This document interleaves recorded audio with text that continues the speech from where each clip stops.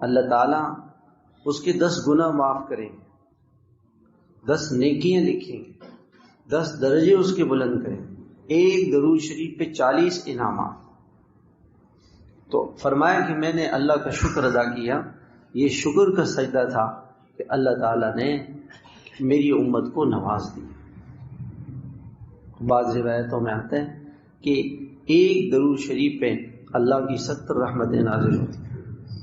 تو اس پہ علماء نے لکھا ہے کہ یہ اخلاص کی وجہ سے، جس قدر اخلاص ہوگا اور درود شریف خشوع سے ہوگا، دھیان سے ہوگا، وضو کے ساتھ ہوگا، اہتمام کر کے، خوشبو لگا کے، بیٹھ کے، وقت فارغ کر کے جو درود شریف پڑھے گا اس درود شریف کی قیمت 70 مرتبہ ہو جائے گی۔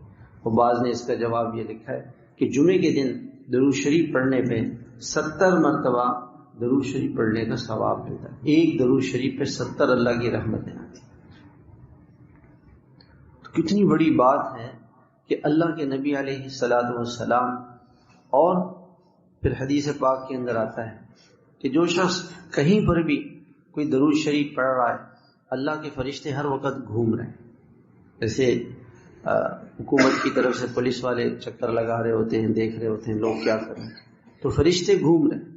اور جہاں کسی مجلس میں اب ہم سب پڑھیں صلی اللہ علیہ وسلم، تو فوراً وہ فرشتے لکھ لیتے ہیں، اور اسی وقت اب تو یہ سمجھنا آسان ہو گیا، جیسے موبائل ملایا، آپ کا کوئی دوست مدینہ منورہ میں رہتا ہے، اس کو آپ نے بٹن دبایا، وہاں کال شروع ہو، فوراً آپ کے دربار میں درود شریف لے کے جاتے ہیں فرشتے، اور عرض کرتے ہیں کہ یا رسول اللہ، فلاں مقام پہ فلاں کے بیٹے نے اور فلاں نے آپ کے دربار میں یہ ہدیہ پیش کی۔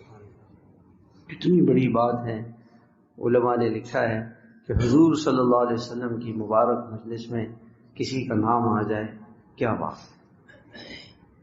درود شریف ایسی مبارک چیز ہے، فوراً ڈائریکٹ رابطہ ہے، آپ صلی اللہ علیہ وسلم کے دربار سے فوراً رابطہ ہو جاتا ہے۔ اس لیے جب بھی درود شریف پڑھیں اس اہتمام سے پڑھیں۔ اور آپ علیہ السلام نے فرمایا کہ اللہ تعالیٰ نے ایک فرشتے کو مقرر کیا ہوا ہے، جب کوئی مجھ پہ درود شریف پڑھتا ہے وہ فرشتہ فوراً کہتا ہے وصلی اللہ علیہ، اور اللہ کی وہ رحمتیں تم پہ بھی نازل ہیں۔